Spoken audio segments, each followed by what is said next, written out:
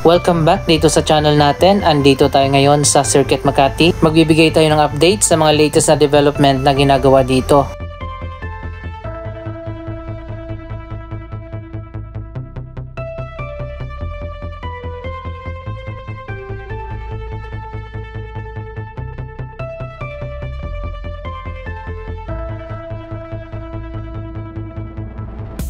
Isa sa mga unang project na naitayo na dito ang mga office buildings.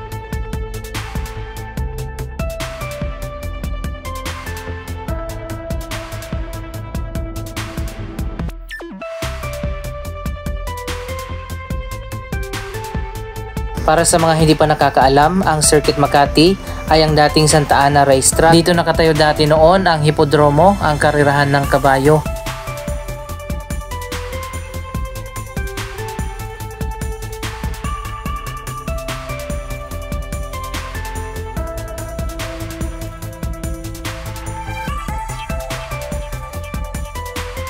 Ang Circuit Makati ay may lawak na 21 hectares. Ito ang pinakabagong lifestyle at entertainment hub dito sa Makati City.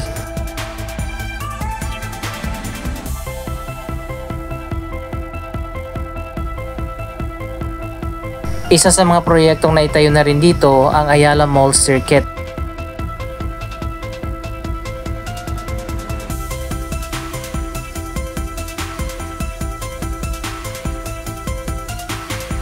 Katabi naman ng Ayala Mall ang isang branch ng SNR.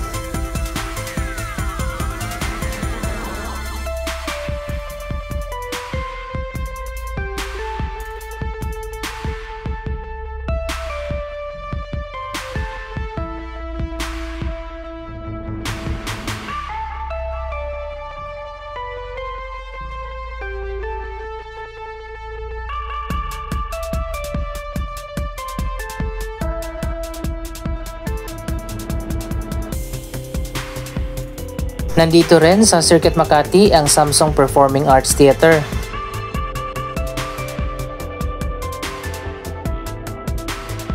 Napakaganda sa loob ng Samsung Theater. Kasing ganda ito ng mga Grand Opera House sa Europe.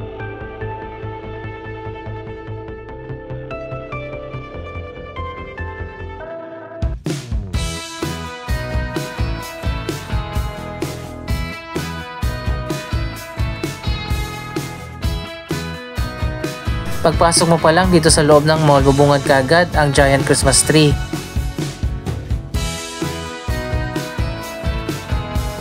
Napakaganda rin ng kanilang Christmas decorations.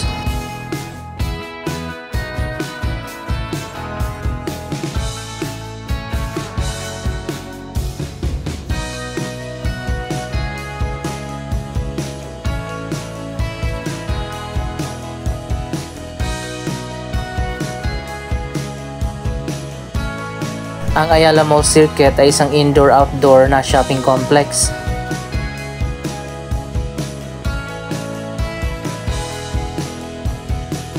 Dito sa gitna, mayroong bazaar na nagtitinda ng iba't ibang mga pagkain at mga damit.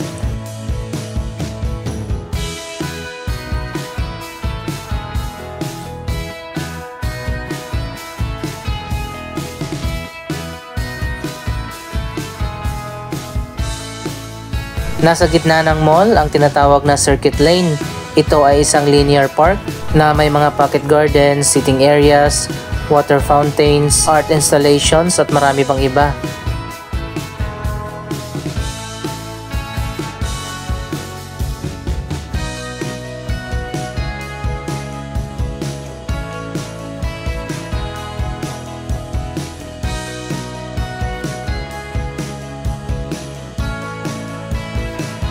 Para sa akin, mas maganda talaga kapag ganito ang disenyo ng mga mall.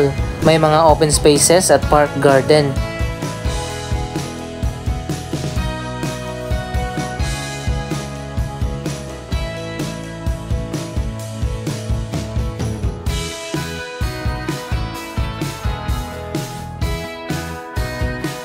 Ang Circuit Makati ay isang mixed-use development. May office building, shopping mall, hotel at mga residential condominiums.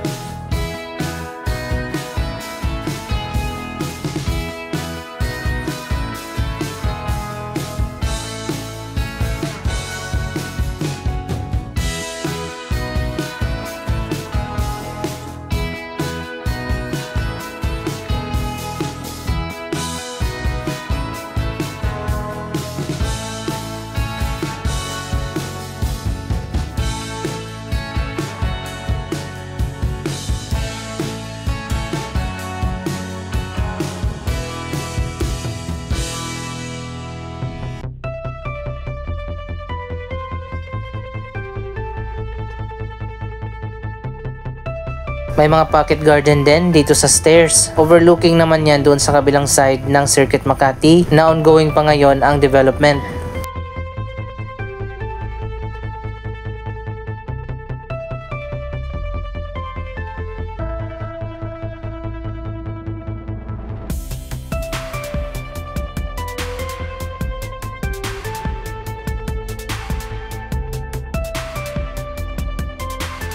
Sa susunod na mga taon, marami pa mga bagong proyekto ang itatayo dito sa Circuit Makati, katulad ng mga bagong residential condominium at office buildings.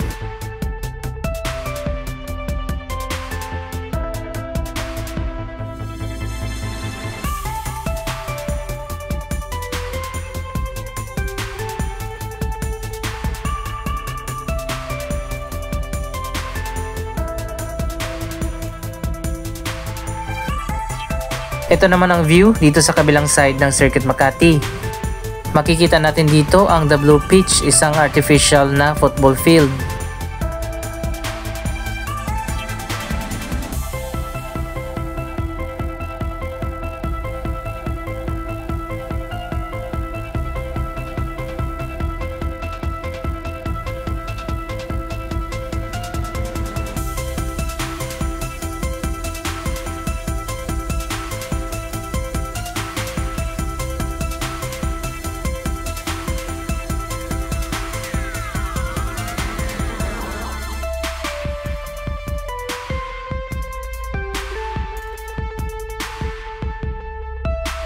Dito naman sa kabila, unti-unti nang sinisimulan ang mga bagong project katulad ng The Estela Tower, mga bagong residential condominium.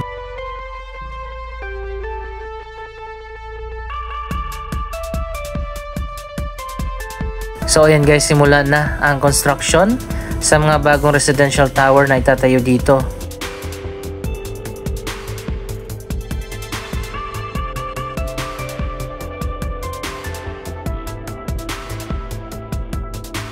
Meron ditong ramp na paakyat dyan sa second floor ng mall. Kaya makikita natin dito sa taas, meron ditong street. Diretso yan sa mga parking sa loob ng mga buildings.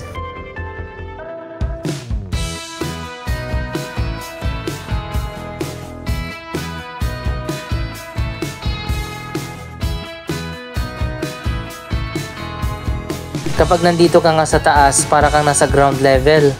Hindi mo namamalayan na nasa second floor pala ito ng mall.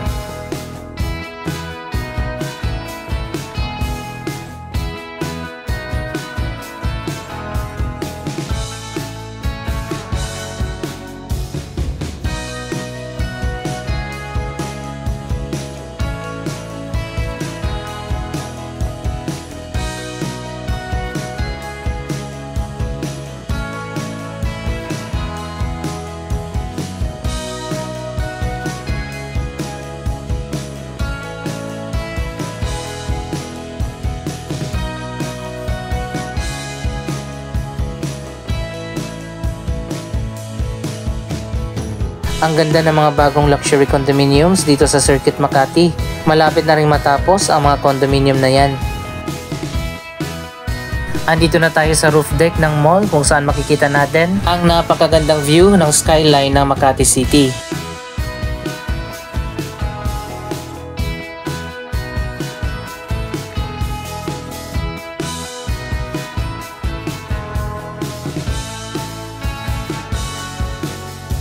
So guys, medyo maaga tayo pumunta dito ngayon kaya konti pa lang yung tao. Pero mamayang hapon hanggang gabi, punong-puno ng tao dito. Ang ganda naman kasi ng view.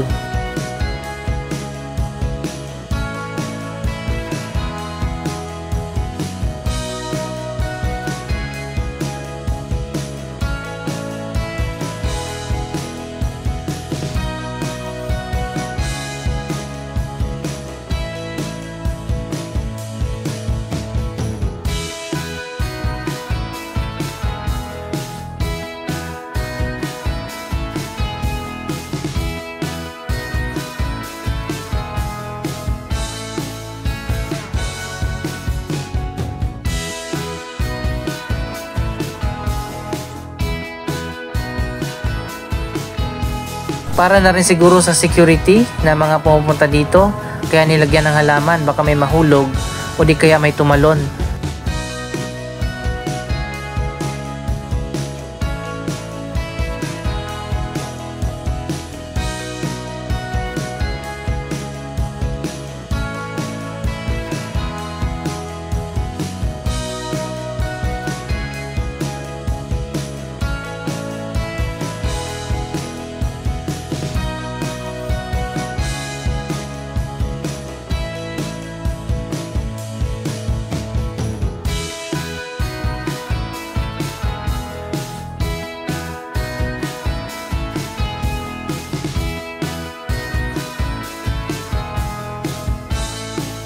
Nandito rin pala ang food court at time zone. Dito naman tayo sa kabilang side kung saan malawak pa yung area dito na i-develop pa sa mga susunod na taon.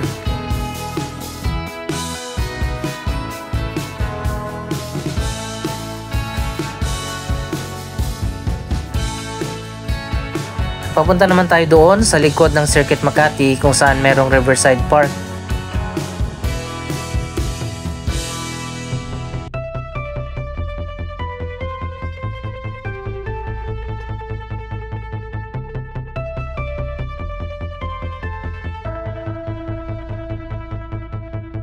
So ayan guys, malawak yung park dito sa likod ng Circuit Makati. Malapit ito sa Pasig River. Nandito rin ang iba't ibang mga sports facilities katulad ng football pitch,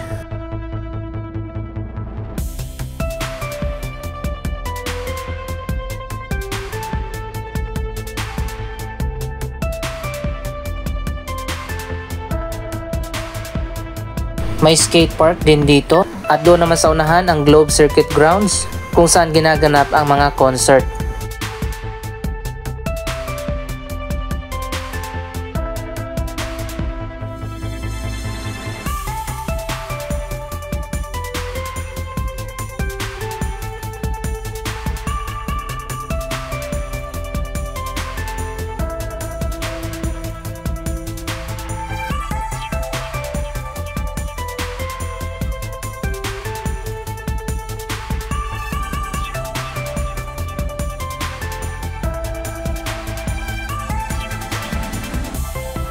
Sa ngayon sarado muna ang kalahati ng park dahil nga sa gaganapin na music festival.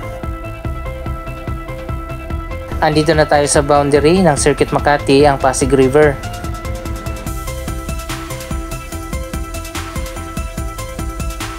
Sa mga susunod na taon, marami pa mga bagong project ang itatayo dito. Malawak pa yung area dito sa Circuit Makati.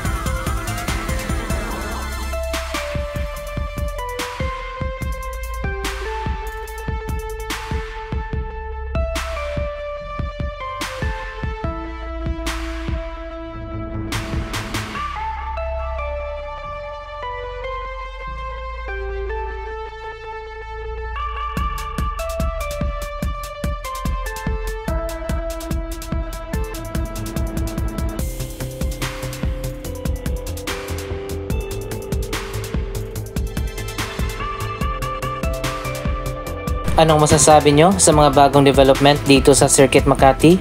Mag-comment lamang dyan sa baba ng inyong mga reaksyon. Maraming salamat sa inyong panonood. Don't forget to like, share, comment, at subscribe. Thank you for watching!